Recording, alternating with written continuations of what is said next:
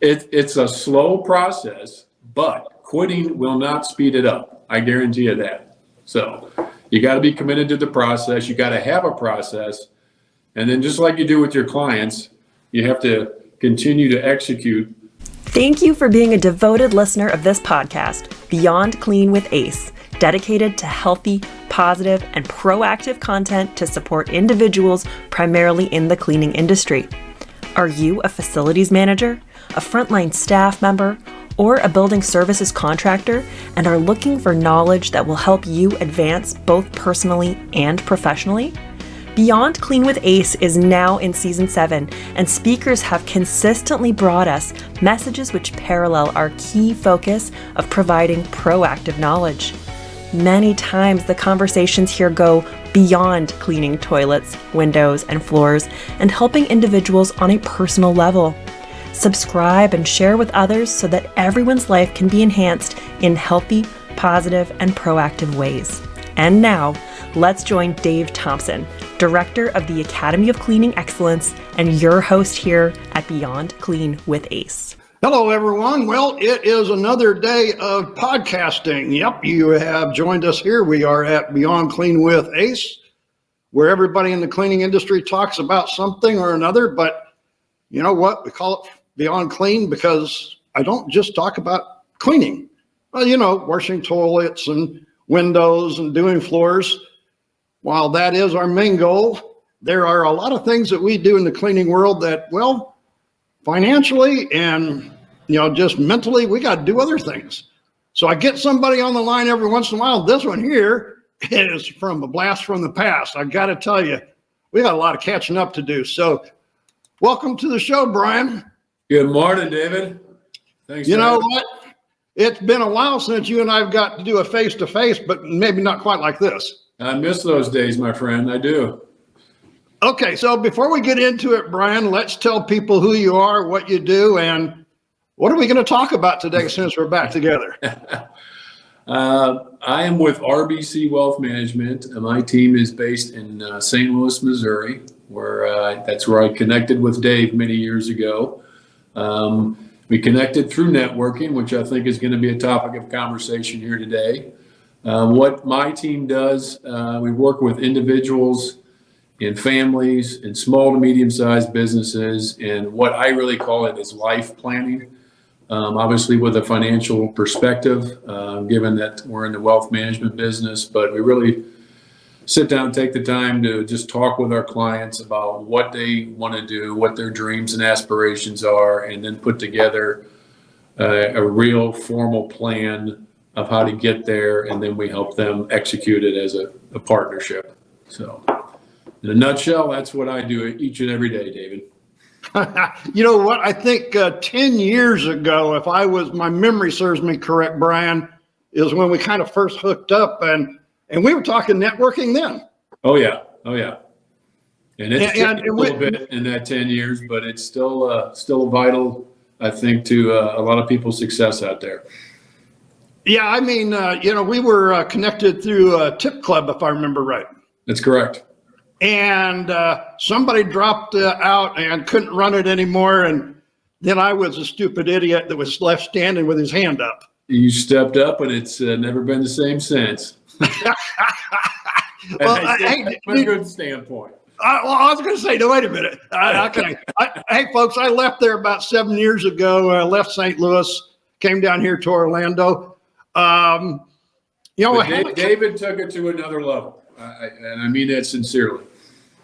Okay, now you might have to explain that one to folks.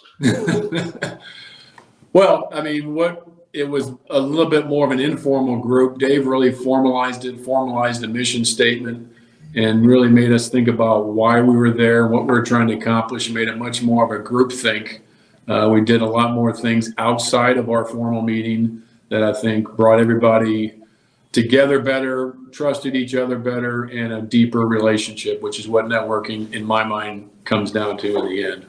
That's exactly what I was about to say. I think that's what networking, when you talk to anybody that really networks and does it well, that's what they're going to tell you.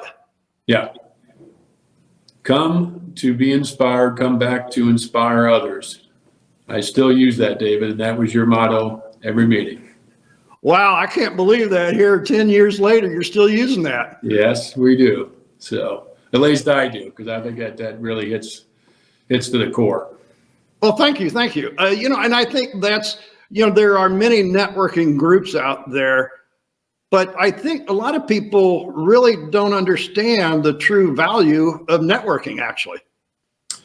Yeah, and to your point, there's a lot of groups out there, and you have to really find the one that fits you, fits your personality, what your business is, and what you want to get out of it. Because there's certain industry specific ones, there are more B2B, there's more B to consumer. Find the one that fits for you. But as I tell people when they're looking into it, experiment, go to a bunch of them and find the one that fits for you. But to your point, the core of it really is you need to be engaged in that group. That's the only way you're going to get anything out of it. It's not how many business cards you can hand out and people that you can see his face on. It's actually making a connection. Correct. Too many people go there and, want immediate gratification. And I tell people it is a commitment, and you got to put the work into it, just like you do any other aspect of your job. You got to work at it. So you got to show up. It's not just a 5-minute conversation, to your point, and exchange of business cards and expect them to call you next week with all kinds of referrals. It has to be a relationship. They're going to have to get to trust you. You're going to have to trust them. So just like anything, when you're trying to get a new client, it's the same process. I think you mentioned 2 words, referral and relationship. And you don't get a referral from a relationship by 2 visits. No, I don't know. I mean, the best networkers in my mind, are the ones that go there not to maximize their opportunities necessarily, but to find opportunities for others and to connect other people, knowing that the dividends will come back to them in the long run if they're doing unselfish things like that. Yeah, and I keep in touch with one. I don't know if you remember Billy, the Fix It guy. Oh yes, Mr. Fix It. If you said that, I remembered.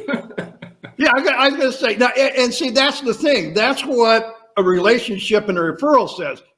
Billy didn't ring the bell, but when I said fix it, that did, because he was committed. He was there. He was always there, and he still is. He's a character. Yeah. And he would say, if I can't fix it, I'll find somebody that can. So he would always go the extra mile for you and solve your problem. And he did. Absolutely. Every time.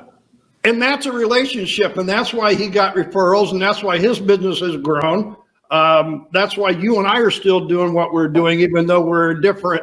It's not about finding somebody that's actually in the same business you are. I think this is what some people are looking for, and that's not networking. No, it's a slow process, but quitting won't speed it up. So you have to. I like that. I got it. Hey, folks, in case you didn't get that, whether watching the video or listening to the podcast, Brian, go for that one more time. It's a slow process, but quitting will not speed it up. I guarantee you that. So you got to be committed to the process. You got to have a process. And then just like you do with your clients, you have to continue to execute on things that you commit to and say. If you say you're going to connect them with somebody, that doesn't mean they got to shoot you an email 2 weeks later and say, hey, you said you had somebody. You need to follow up with them within 24 hours, and that's how you build that trust. I think that's so much what people do these days. They send an email and they say, well, I connected, but they never do anything more. And then they go, well, they didn't connect back. And I think that's what you said. It is a process that's long-term. One voicemail, one email doesn't do it. Yeah. No, you got it. As I tell people all the time when they come to our networking group is that, the hour you spend here today can be beneficial. You'll meet some people that you'll want to connect with and that, but you have to connect outside of these meetings, one-on-one. You all have a cup of coffee with them, go have lunch or whatever, and really get to know what what their business is all about and how you might be able to help them and they can help you. But like I said, doing I don't want to call it superficial, but doing the top of the mountain stuff where you just kind of introduce and here's what I do in 30 seconds, that's not really going to pay off for you in the long run. I'm not saying never, but your expectation can't go in that that's going to be how this is going to work. Why are people scared to go to a networking event? It does amaze me because some people, just had somebody last week said it was so thankful that somebody came, up and said hello and introduced themselves because they were completely intimidated by what they're walking into. Right. And I always tell people, you're here to network. Everybody is here to do the same thing. So think about that when you walk into that room. But some people, it can be intimidating, especially if you got a group that's already knows each other and connects, and you can tell already have that deep relationship. I think that's the biggest thing. It's just like public speaking. People have that fear of going up and introducing themselves and having to talk about themselves. So I think fear, and overcoming fear is not easy, but I don't think you and I have that problem, Brian. No, but we have to realize that other people do. So, and I'm respecting. But here's the thing: is you and I didn't start out being as open and as accepting, and as somebody would say, right out there. We were that way too at one time. Yes, you're right. And as I say, networking, just like your career, has to evolve, and you will, like I said, find the right place for that. And that might take a couple of years to find the right group that really you're comfortable with, and really you can add value to that group. And that's why not every person. It's like not every person out there is your client, correct? Correct. Absolutely. So not every networking that you go to is yours. That's right. So that's why you said try some, what do you think about virtual networking now? Well, it's obviously, especially post-COVID, has become a way of networking that wasn't necessarily there before. It certainly, you know me, I am a person-to-person, face-to-face kind of guy. That is the ideal situation. Right. But that means, we have to do something virtually like we're doing today. We have to, now that you're in Florida. It's still a great way to connect. And the good thing about it is it's really broadened, I think, the networking scope geographically, because now it doesn't have to be just your local market. If you have services or products that can apply anywhere, and you can get them there, then hey, the scope is much broader now because you can network on a regional basis or a national basis. See, and this is the way I look at it now, Brian. For me, my networking is this podcast.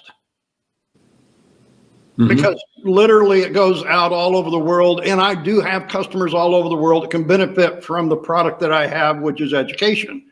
And so for me, the connections I make, like with you and everybody, we talked about this before we got on the air.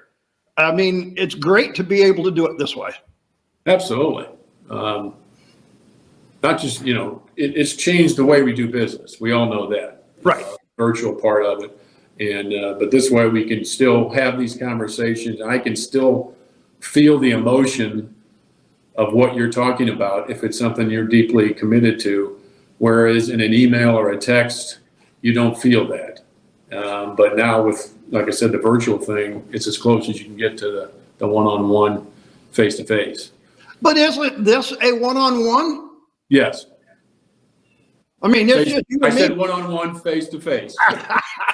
and I can still see your face, but I think this is the thing is what the point I'm trying to make here, though, Brian, is if somebody wants to get into networking, possibly doing a virtual like this into a networking event might be a good way to test it out and figure out and kind of test the waters before they actually go to an in-person network. Or am I wrong? Yeah, completely agree with you. It can also be a lot more productive, to your point, because if you get into one and it's not for you, well, you haven't wasted the time to drive someplace and spend that hour. You can get on the virtual one and figure out hey, this is not for me, but I only had to spend, a half hour, maybe you could even just exit and say, this is not for me. So.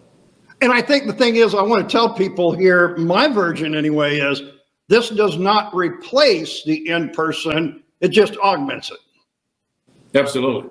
Like Tip Club, which I still attend, that you used to run, we have in-person meetings, and then we have virtual meetings. Then we have geographical meetings. So like I said, they've expanded that platform to encompass everything you're talking about.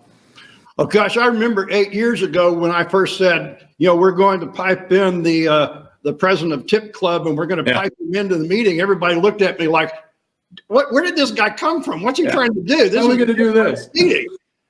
Yeah, that was great. I think you were the first one to do that in the whole country. Well, and I'm not trying to say that, but it was just that I saw at that point, and this is where I wanted my business to go. And so for me, it was a test to see if I could do it, to see if we could do it as a group, because I saw that something would happen later that was going to be needed. Little did I know. Yeah. No, it's definitely the way it's evolved, and it continues to evolve. And it's a trend that's not going to revert at all. And the other trend, I think that is what you think of dating apps. So now, no, wait a minute. What talking networking? Where'd dating come in at? That's a form of networking, if you really think about it. Okay, all right, okay. But from a business standpoint, they've got them out there now that there's apps and platforms that you put your profile in there, and then they try to connect you with whatever you're looking for. I think that's definitely a trend, that another way to, again, from a comfort zone or non-offensive way to maybe connect with other people, is to do it via that way. In fact, you turned me on to one that I hadn't even heard about last week when we were talking about this podcast. So there's plenty of them out there if you go hunting for them. Well, then I'm going to throw a whole nother one at you there, Brian, because I got something else that I'm working on. If you can't imagine that, I got something that I'm working on, right? Yeah. I'm a baseball guy. Throw me your pitch. Let's go. How about let's have a networking event in the Metaverse? How about a VR networking event? I don't see why. Let's move it up a notch, man. Come on. Hey, there's my pitch. I like it. I think it's a home run. You already working on it? Already. Count me in. I mean, the thing about it is, I was playing with it this weekend, and you think, you look into the future, and this is what business is, right? I mean, we have to do with our clients today, and we do the face-to-face, the handshaking and everything. We move from that into emails and texts and everything. And then we moved into the virtual, like we're doing here today. But when you really think about virtual, let's put us all in where we can actually, all be in the same room. And I got one of these headsets and the controllers and everything. And I was in there last night, and I'm thinking, you know what? Networking. I knew we were talking today. I'm like, you know what? I think there's an opportunity. This could work.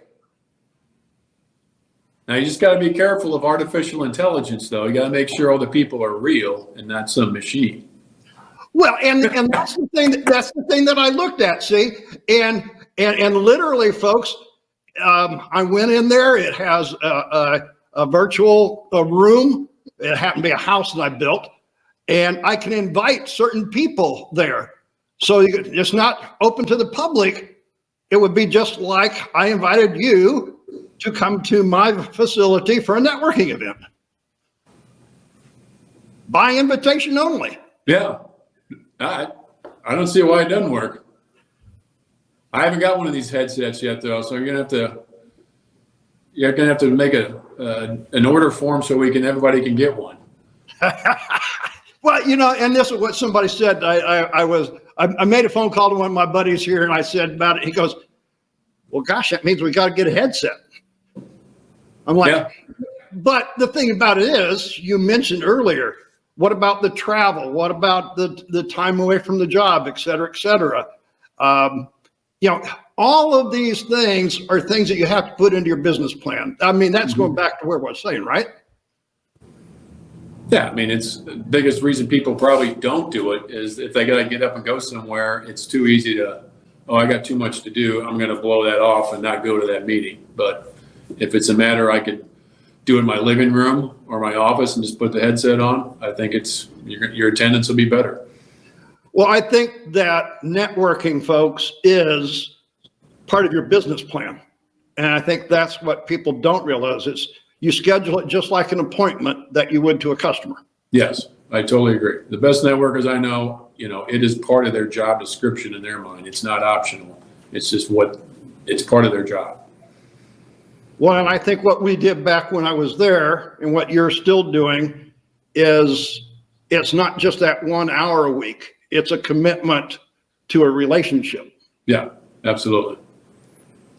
I mean, you got to be committed to it. You got to be intentional and you got to be genuine. That's the three things I always tell people that if you're going to do it, that's what, I mean, I told my kids growing up, I'd always say, commit to the commitment. And it sounds repetitive and they kind of think it's silly, but it's easy to sign up for a networking group or sign up for a nonprofit or sign up as a kid on the soccer team or baseball team, but are you committed? Are you going to show up every time? You're going to go to practice? You're going to put the work in? So, I always found something like that, Brian, to be more, I guess it had more meaning to me when I knew somebody else knew that I was supposed to be there.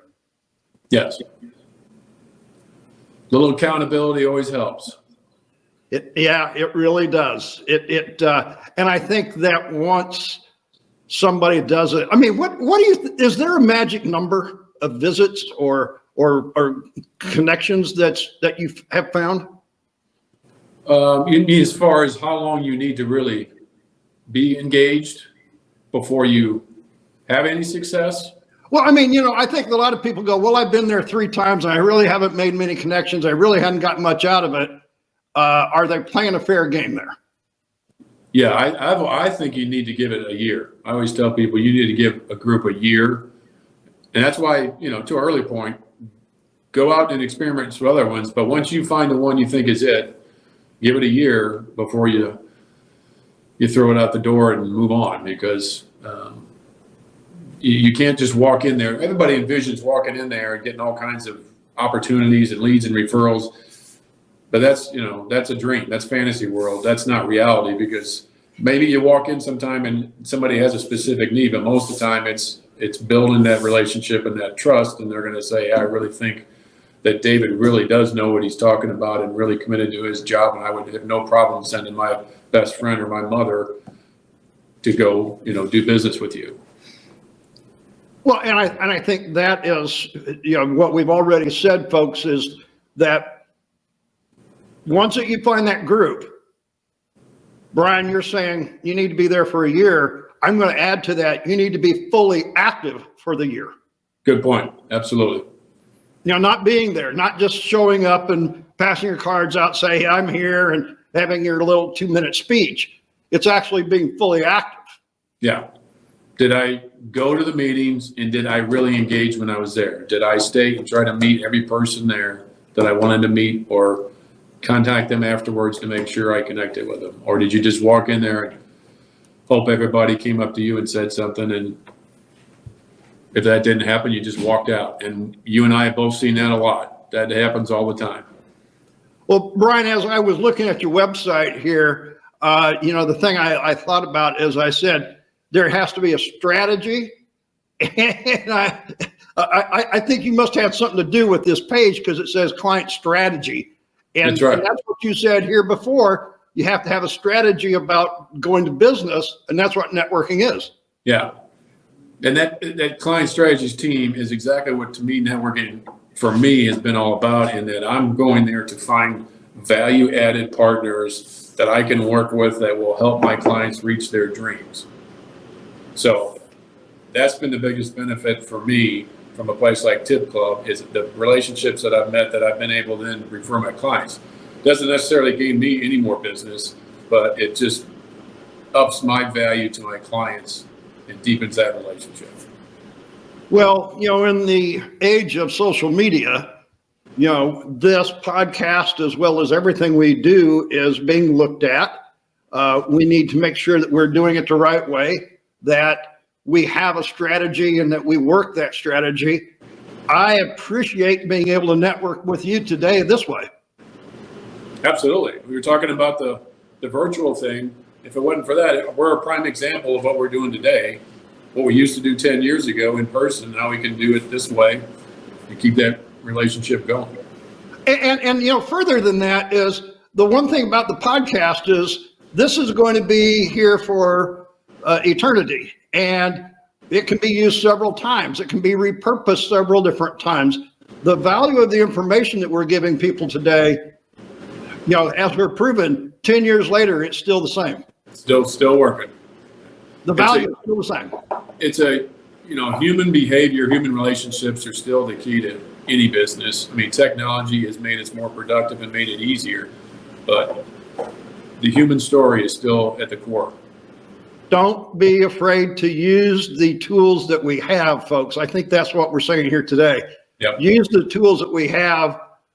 Don't be afraid to use them. Join in. Hey, I tell people all the time, I'm always looking for people on the podcast. Hey, what was one of the questions you asked before we got on? Today? Yeah. I ask you a lot of questions. Brian asked me and says, well, who do you talk to people just in the cleaning industry? And I go, no, I talk to people all over the world about everything. It's beyond clean. And that's what networking is. I don't talk about just cleaning. I think that's great, David. And I did go back and watch some of yours, but they were on cleaning people. So that's why I asked that question. Oh, well, yeah. I mean, hey, I try to help the industry that I'm a part of that's given me 50 years of life. But, hey, I've had people from finance. I had a book author. I've had several authors. And literally we travel all over the world. And that's one of the best things about doing virtual stuff like this.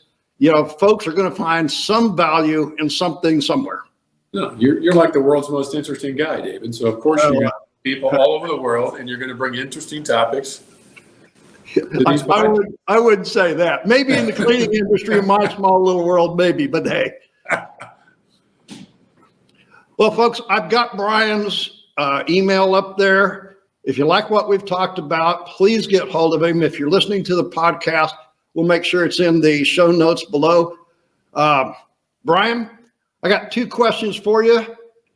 Where were you born? Muncie, Indiana. I am a true Hoosier. Okay, I'll leave that one where it is, folks.